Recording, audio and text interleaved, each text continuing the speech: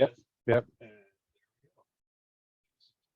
strong former student here today to tell us how he got where he is, making the buku bucks to in the world of tech. So on that note, I'm going to leave it to you. Okay. Okay. Hi guys. Again, how are you? All at the same time. Good. Okay, that's a little bit better. There we go. I'm awkward and I'm proud of it. I'm very outgoing. I'm not your typical, quiet guy or anything like that. But many years ago, I came to this college, and Dale, I will say he was an absolute treasure to be in his class. The team here was amazing. The other students, they really. I felt like there's a lot of connection in the class, thanks to Dale and some of the other professors. I don't know if John's here anymore. Zamora. Okay, well, good for him. When are you going to retire? Well, got a few years. Okay, good. So let them have you a little bit more. So Dale wanted me to come in. My life was interesting when I first started coming to college. I wasn't awarded any opportunities when I was younger to go to college. I'm actually a not a high school dropout, but I took something called the California High School Proficiency, which is it's similar to the GED. You take it before you are 18. But there was a lot of, and I'll get personal here, there's a lot of drugs and alcohol, and my family, had a lot of issues and such. So when I was 20, I actually got a job at In-N-Out Burger, and I worked there for a total of 18 years, and actually just left there, I want to say about 5 years ago. And it was one of those things that it truly gave me an opportunity to understand the value of work. It was a great place to work. It's a great place to make some good money too. But this isn't about In-N-Out Burger. It's not a sales thing on go get a job there. I mean, if you want to, so free food. But I'd still, once again, I was just to me, I was just a high school dropout. And then 17 years ago, I got married to an absolutely amazing woman. She had a bachelor's. She's a teacher. She has a passion for education and everything like that. And she pushed me to test my limits and actually forcefully enrolled me in college. Because even though I was at In-N-Out, I wanted to learn more about computers. I didn't know a lot. My ex-stepdad was a senior hardware engineer for some place in Silicon Valley. He handed me a server rack one day and said, buy a box that says ATX on it and build it out. He's like, if you have questions, let me know. And I built it out. And the first time I turned it on, it worked. And I kid you not, I mean, I'm getting chills thinking about that moment, because it was just, it was an amazing feeling to be able to create something and build something that actually worked. And then all of a sudden I had a passion for it. So, my life just started, hey, let me try to help fix things. Let me look things up, smartphones weren't even around back then. So it was a lot different, but I'm very thankful for smartphones. So moving on from that, my wife, like I said, she said, you should go to college. You should try this out. And I did. And of course, with the help of Dale and a lot of my other professors here were absolutely supportive. I wasn't a young guy in college. Shoot, I don't even remember what year that was. That was 2000 and probably 6. Yeah. This building wasn't even We did not have a lab. Yeah. So actually, so here's the question for you, Dale. When did we get the grant from Jeremy Linnick for the Jeremy Linnick? Money came in December 2000.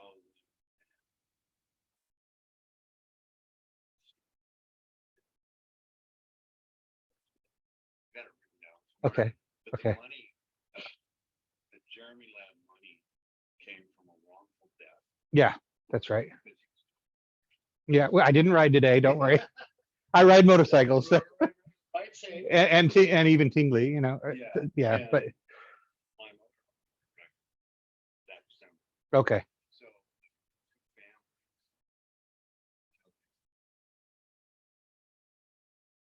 Okay.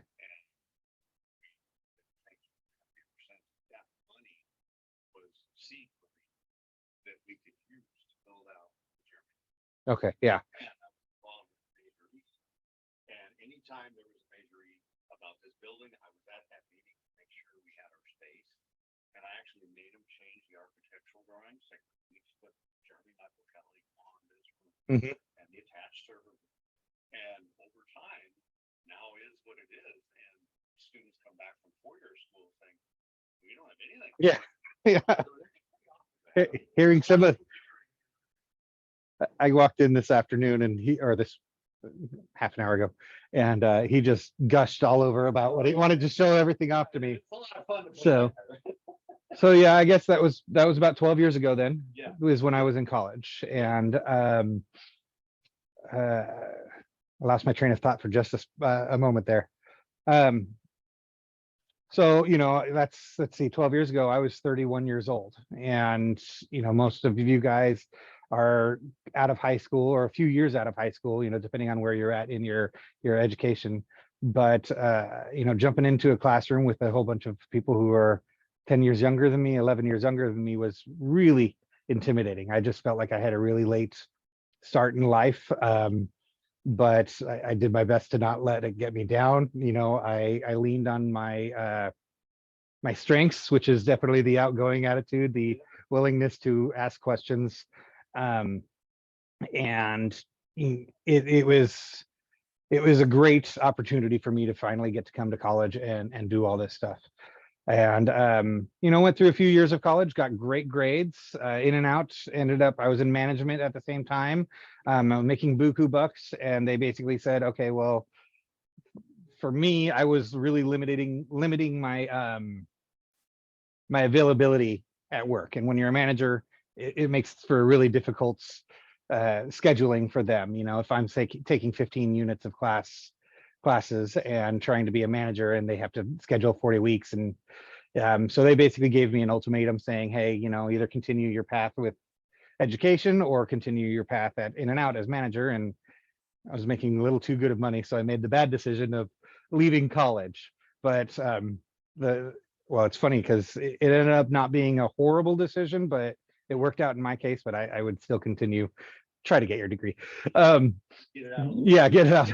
Get it out of the way. So yes, I do not have my degree. I'm actually 18 units away, but at this point in my life, I probably don't need it, and that's something we'll get to.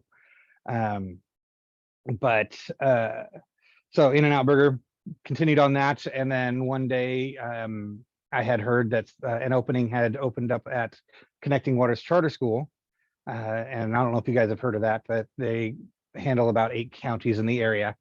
And yeah, I was really nervous about applying for the job. I didn't, really see any value because all I had done is stuff at home, helped out the IT team at In and Out Burger. But they don't really let you get hands-on and get your fingers dirty in their computer systems because it's really locked down.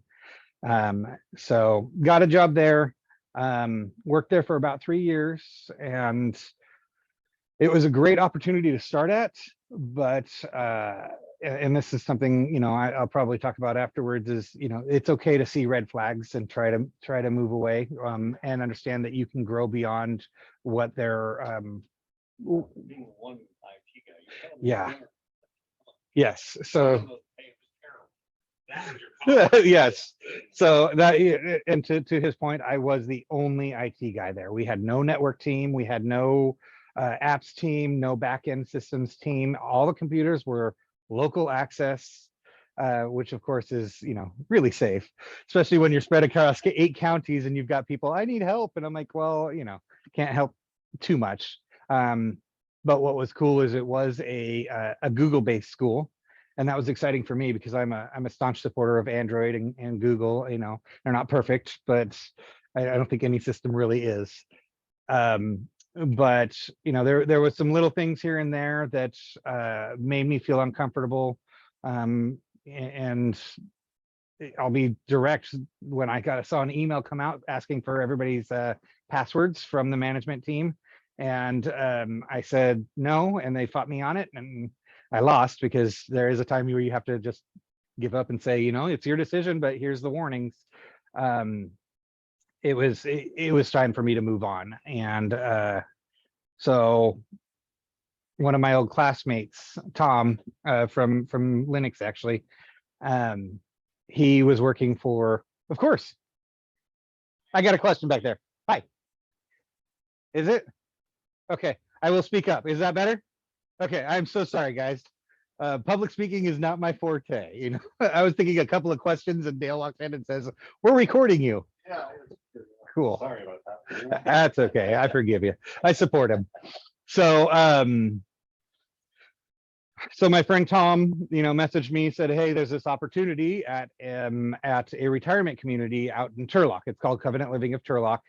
And you know, just said you should apply. And I looked at the list of things, requirements, and I said, I'm not going to be able to make this job. Nobody's going to want to hire me there. You know, I don't have all the detailed experience, the network experience, the apps experience that they require. And here, can we move the camera a little bit? Because that way I feel like I'm hiding behind a couple of the, sorry. I feel bad standing behind a computer screen and just like, I'm gonna, don't worry, you don't have to stare at me. Yeah, that looks good. Yeah. So, you know, like I said, it was really intimidating, you know, and I think this is a recurring theme right now is school was intimidating, you know, leaving school was intimidating. My first job was intimidating. And this job was even more work than the other stuff, the job I was doing at the school.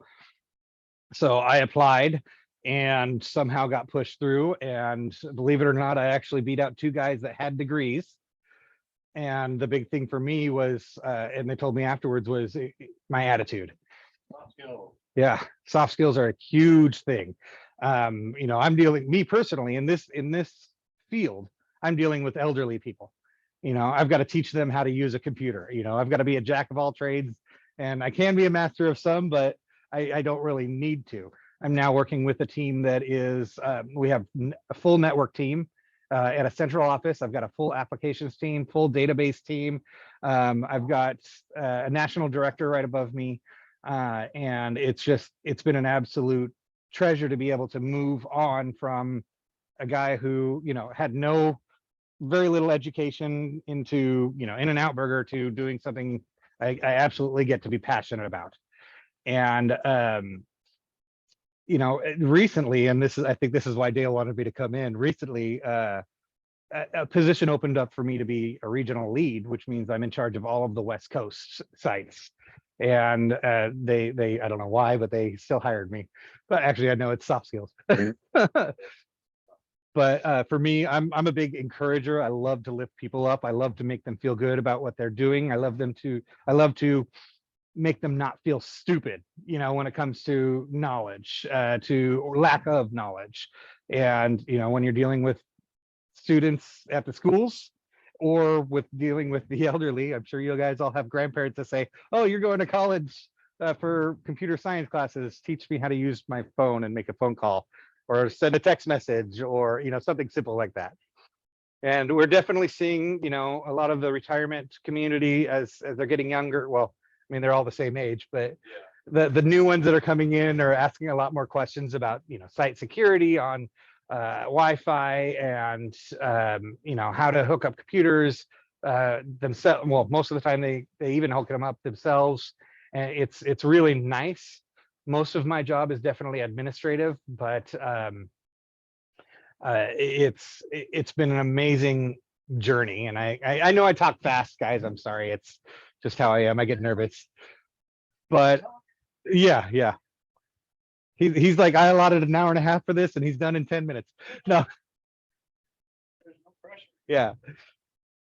So you know, back to those. I think my key points for this is that you know, even though something is intimidating, it doesn't mean it's not possible. You know, I think it's not a perfect world. You know, you're gonna run into jobs that are gonna be a pain in the butt. You know, you're gonna run into jobs that have red flags. And I think the hard part for me, I like to say, you guys know what the term rose-colored glasses means? Let me rephrase this. Anybody not know what rose-colored glasses mean? Okay, so rose-colored glasses is when you're trying to look at the world like everything's peachy keen all the time. You know, everything's soft and good, and You know, they say when you're wearing rose-colored glasses, it's harder for you to see the negative things that are going on in the world. And with my first IT job, I like to say red flags look like flags when you're wearing rose-colored glasses. So, you know, through that tint of red, you can't tell if it's a red flag or not. You're just thinking, oh, I'm here. I got a job. And the hard part about that is that when you get pushback for something you see as wrong, you tend to fold and say, well, I'm not worth it. My opinion isn't valid. And you try to make the best of it instead of actually fighting for the cause. And that's, you know, it's important to pick your battles, but that's a big hard part. Yes, it is. It is. And of course, you know, all of you guys are going to be passionate about something, whether it's computers or it's, you know, a policy that somebody's making.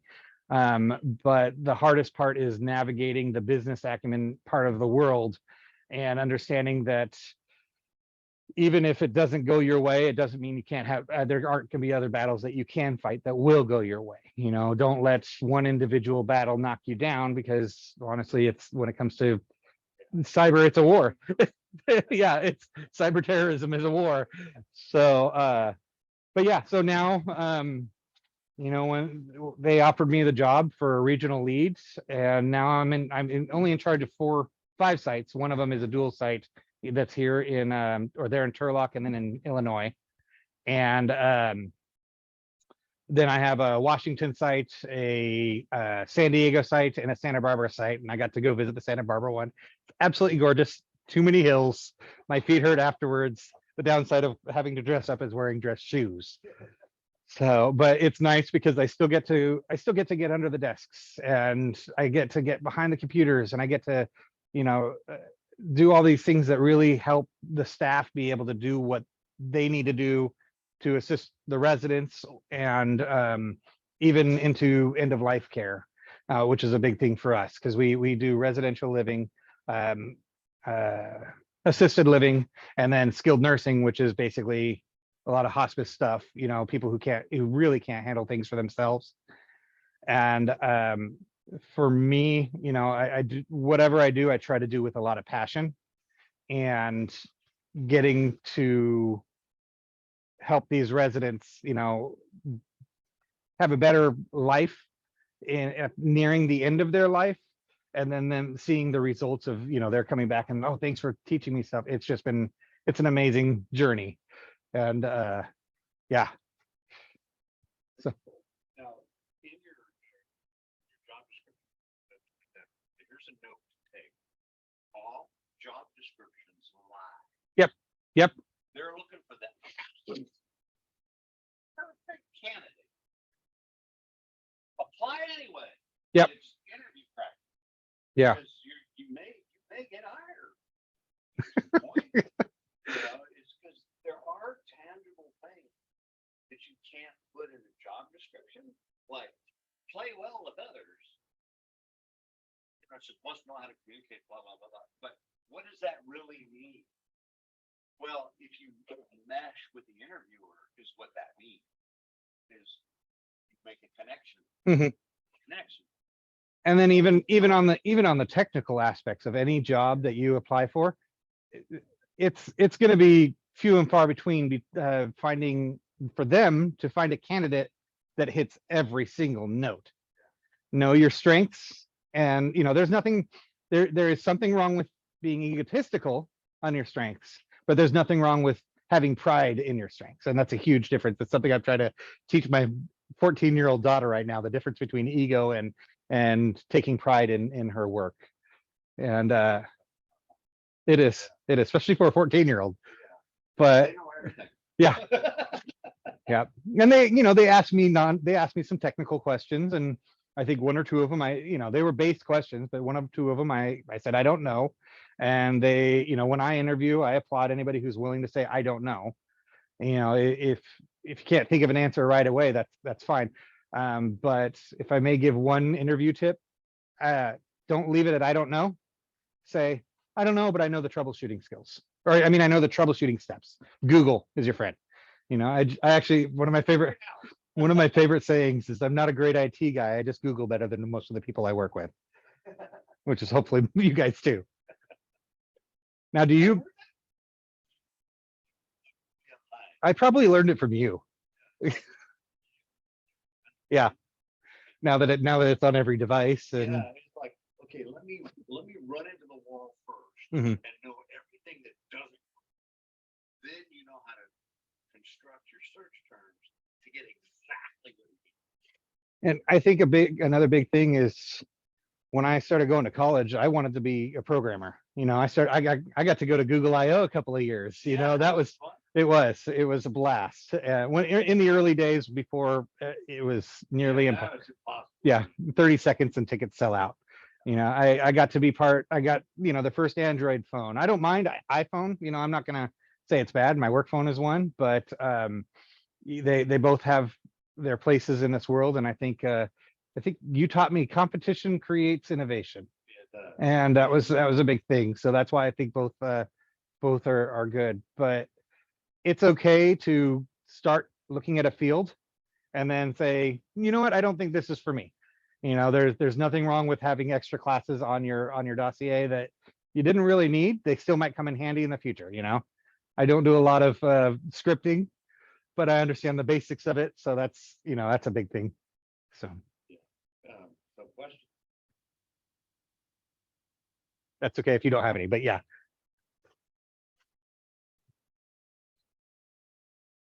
Can you say that a little louder? Sorry.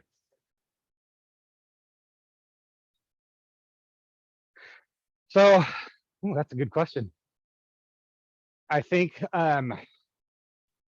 learning my place in the structure of the environment is a big thing. I was a computer technician, but since I was the only computer technician and I was new in the field, it was a balance between being able to say, this is what it should be, and this is what I think it should be. Because, I was too new to really fight anything, because they question everything. Well, you don't know very much, so why should we listen to you? So knowing that balance. Let's see. I think the second one would be learning to utilize proper resources. If you don't, there's more than just Google. There's more. You can reach out to your friends that might be in the same field as you.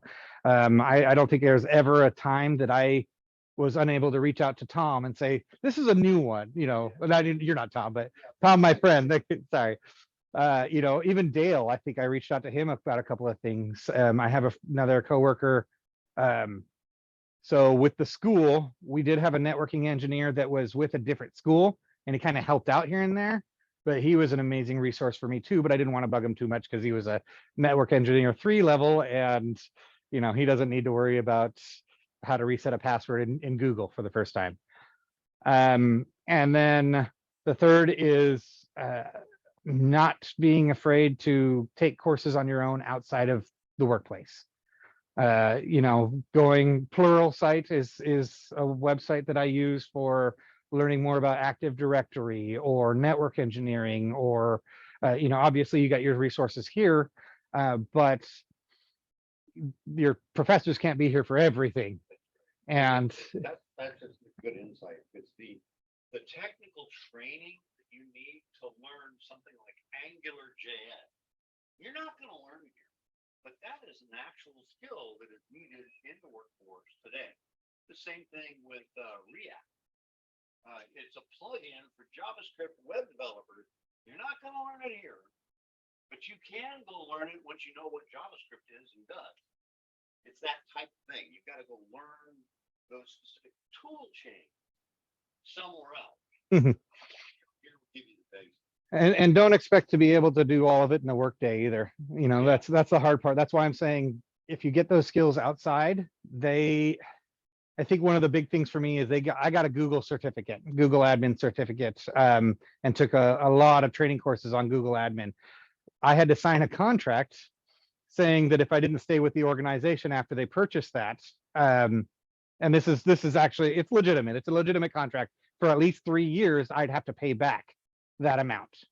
And thankfully, in my case, they hadn't paid me mileage in a long time, even though they were supposed to. So I fought them on that, and I won. But in the case of learning something at school, a lot of times if they have to pay for something, they will require you to stay there, which makes it harder for you to make that decision to move on. You don't want to, you're like, well, if I have to pay that back, why should I get a new job? I might as well stick around. And then it's harder for you to grow. That's a plus. We'll pay for your master's, but you have to stay 2 years after. Yeah. Yep.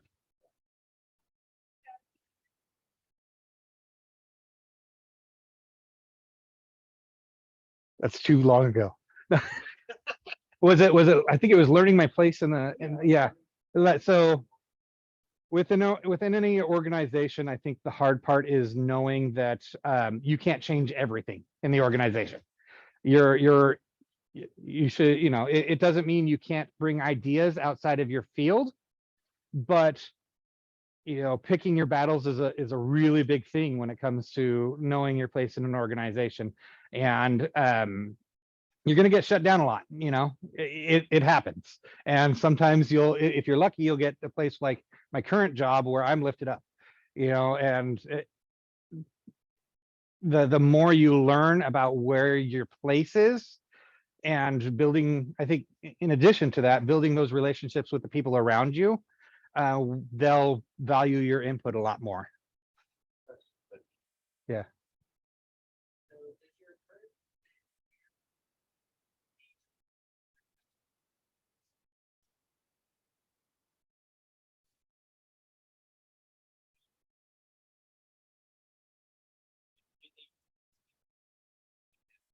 So generally speaking, most of the time, companies will require you to pay for your own A+.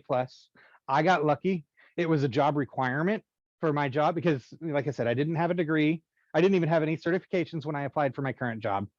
But they said, okay, we'd like to hire you, but on the caveat, you get your A+ in 6 months. I got lucky. They paid for it. But the hard part is that you can't expect every organization to pay for it. Sometimes they expect you to show that you are willing to take the steps to improve your what's the word I'm looking for? Improve your job. Yeah. To improve yourself in the area you want to. It doesn't mean you can't ask. Always ask. And usually it's down to HR and your department because somebody has to pay for it and it has to come out of, but yeah. Yeah, and like right now I'm working towards my Network Plus just for the heck of it, and they said, yeah, we'll pay for it, but it really depends on the organization and the job requirements as well. Does that answer your question? Okay. Hi. No, actually it's not. That is, for me, it's okay. So I'm going to teach you guys about a principle. It's called the Peter principle. Have you heard about this? You've heard about this. You know this one. Yeah. So, well, actually, I don't think that really applies to this question, but I'll still teach it. It can. I enjoy the aspects of programming, but I realized early on that while I can fix things in programming, I don't have the creative aptitude to create things in programming, which is what I really wanted to do. Google was with their LG, or not the LG, whatever it was, the very first Android phone where all these new apps, you could literally open the app store day by day and see 2 new apps and download it and try a new app, and now you get thousands a day. But my aptitude for creativity, I'm good at organization, but I'm not good at actually creating something new. And I realized that since it wasn't a strength, it wasn't something I wanted to continue to pursue. And you're a people. Yeah. Being a programmer, you still have to be a people person to be a programmer, but it's not fun. Yeah, it's more UI part of it. Yeah. So I guess I'll just still bounce off the Peter principle because I absolutely love this. I love the Peter. Wonderful. So the Peter principle is basically something that, say you get a job, you're a low level, in my case, IT guy. And, when I worked in In-N-Out, I did management. I never wanted to do management again because honestly, I wasn't good at it at the time. I was young. I was dealing with a whole bunch of other young people. you have to really micromanage at In-N-Out Burger. And, for me, I didn't know how to communicate. I could be friendly. I just couldn't communicate, do your job. So if in the IT world, the Peter principle would apply where, hey, I'm good at my job as a low level, then I become tier 2, and I'm still good at my job, not as good as I was as a tier 1. And then I jump up to a tier 3, say, I'm in charge of people now, and I'm still decent at my job, but not as good. But because I'm still decent, I get hired up again, or a promotion again, and now I just suck at my job because my good point was right here. And the Peter principle is when you're promoted outside of your range of expertise. And I think a really big thing for anybody, is knowing your range of expertise.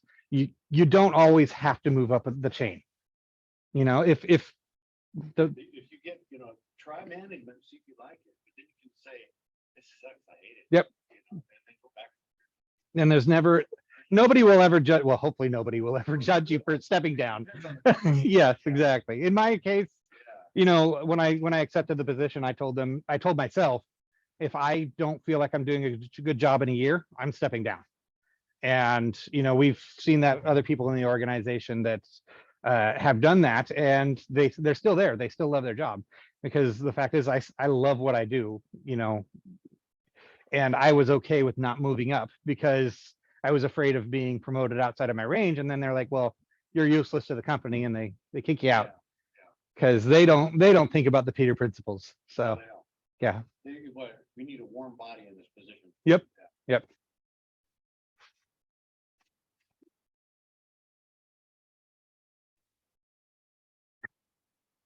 That's a really good question.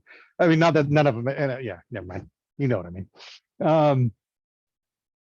At first, the rose-colored glasses really helped. I just said, oh, it is what it is. I didn't want to really fight any battles. I didn't want to rock any boat because I was brand new. Later on, I really relied on my family. My family, my friends, those around me, not drugs and alcohol. It's a hard balance, but finding out where your work and personal life balance is, and being able to shut off at the end of the day, is a really big thing. I'm salary now, so I'm technically on the clock at any time I want to be, but when the weekend comes on, I put my phone down. If on call gets a call and they have to escalate it, they got my personal number. You don't have to answer calls at 11 o'clock at night if you're, unless it's part of the job description, of course. But for the short answer is being able to balance that work, personal and work, and leave work at work and home at home. And it's not easy. It really isn't. I don't have an end-all answer and a cure to balancing stress, but you got to figure out what works for you, even if it's gaming. It doesn't, if you're going home and playing some Call of Duty or Fortnite, which I used to hate, but now I love because I play with my 14-year-old daughter. So I used to trash on Fortnite all the time, and I'm like, you know what? Maybe my kids will like this, and she absolutely loves playing. So yeah. Anybody else?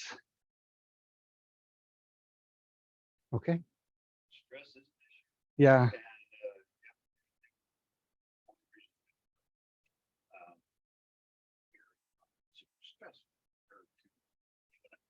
Mhm. But in your Peter principles discussion, this is one of the things I found difficult, is educating management who get promoted to that Peter principle, because they're there because somebody thought they could do the job. But you have to educate them in such a way not to make them feel stupid, even though they shouldn't be in that position at all. So you have to be very tactful when you are smarter than your boss. Mhm. Okay? You could probably do your boss's job, but there's probably no way they could do your job. And you kind of have to keep that in mind. He's the boss for a reason, even though you could do his job, probably don't want it. Hmm. Okay? and different subsets of skills too. You know, like technical skills, they're great having the technical knowledge, but the application, you know, some people get promoted to management because they're good at managing people, even if they don't know the actual hard skills. And there's nothing wrong with that. One key thing, don't ever talk down to anybody, because even if they're higher than you, everybody has something to learn at all times. You know, you never make somebody feel stupid for not knowing something that, you know, oh, this is common sense. Sure, it's common sense to you, but common sense is learned. It really is. It's because you experienced it. The idiom that he explained, how many know what rose-colored glasses are? I would have lost right out of that. I wouldn't have stopped and asked. I would have just assumed you knew it. That's an example of, you know, he's practicing what he's preaching here. He's making me, and he's making me blush over here. Okay, another question that I took. Oh yes, yes. Uh-oh. Now I forgot my answer. What advice would you give to your younger self getting started in this world of IT? I think going over some of the things I've already gone over, but it's kind of a two-part. It's one, understanding intimidation. You know, not people intimidating each other, but that things are going to be outside of your knowledge level, and that you're going to be intimidated by it, but it doesn't mean don't try it. Like programming, for me, I was intimidated by it. Linux scared the crap out of, it scared the bejesus out of me. But I tried it and I enjoyed it, you know. But the other things like advanced Java, I'm not going to be able to get into that because it's just not my forte. But nonetheless, I was willing to try, and even though that intimidation was there, it was a big thing. And then being able to know your strengths, and that kind of goes into the intimidation too. You know, I said know the difference between ego and pride. Be proud of what you can do, but don't be afraid to admit to what you can't do to other people. Because if people are willing to see that you're willing to say, hey, I don't know this, but I'd like your help learning it, it is a huge thing. Because people, they'll treat you a lot better if they see that you're willing to actually listen to what they have to say. And even if part of what they're saying is something you already know, you don't have to, you know, you don't need to go, oh yeah, I know that part already. Just let them explain, you know, let them, I hate to say it, sometimes it feels like they're mansplaining. You guys know what that term is, right? Does anybody not know what mansplaining is?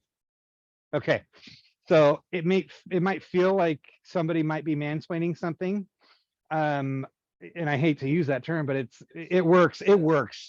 But most of the time, it's just because they're excited to explain something that they know to somebody who's willing to listen. You know, I actually do it to my wife all the time, and her eyes will gloss over, you know, but the fact is she loves me enough to see that I'm excited about something, and she doesn't cut me off, or, you know, unless we're short of time or something like that. But no pop quizzes. No. Yeah, the other side of that is that vulnerability piece. I don't know much about it. Say, hey, I really don't know. It gives opportunity for other people to be empathetic. Mhm. And this is a big thing in the workforce now. People want to feel like they're treated as a human, and you can't treat humans as team. Then you get rebellion. Yeah. And if you are a manager, you have to understand the difference between empathy, sympathy, vulnerability is. These are all the soft skills that we don't teach, but that's what you need to survive in. Yeah, putting yourself in somebody else's shoes is a really big thing. So I mean, like, I deal with, like I said, the elderly, and I get so many comments. You must think I'm stupid. Like, why would I think you're stupid? You know, I think one thing that really helps me. I told a nurse this one time. She needed help moving pictures from a flash drive onto a computer. She actually paid me to come over and teach her and her friend how to move files over. And while we were there, she's like that. She said that exact thing. You must think that we're stupid, and not because I was talking down to her, but because she doubted her own ability. And my first thing was, do you think I'm stupid because I know nothing about nursing? And she says no. And I was like, we just have different expertises. Everybody here, every single one of you guys has a strength and a value. And even if you don't know it yet, you do. You know, whether it's building bonds, friendships, encouraging, hard skills, you have something to bring to the workforce, to this world, to your relationships with your friends.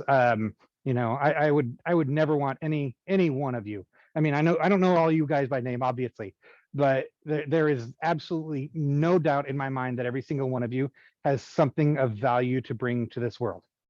And you know, that's my encouraging heart that comes out, because I mean, that's why I got promoted to where I'm at right now, is because I was such an encourager with the rest of the people who are on the same level as me.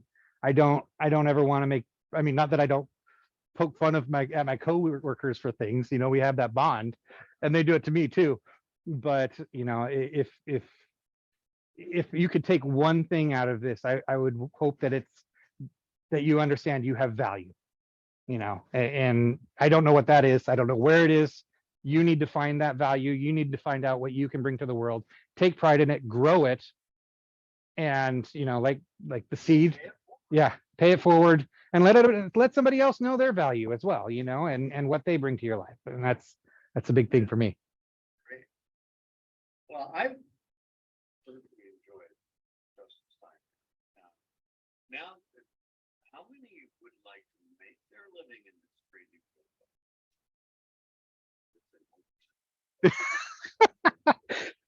He's heavily encouraging you to raise your hands.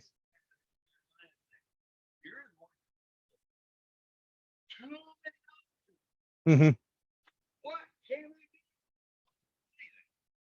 Programming, security, database, and on and on and on. So, I think What are you gonna do? Your description, keep it aside. Uh-huh. The days of the programmer living in the one room sliding pizza under the door go on. Those that do play well with others and know how to make them feel good. That's how you're gonna get your team built. Yep. I mean, if you can't even talk to your interviewer about, you know, your strengths and weaknesses, it'll be hard to sell yourself to them. So Okay. Thank you. you're welcome. Thank you very much. Of course, happy to. Go ahead and stop on Okay, record. thank you. Am I going to hear that? Let me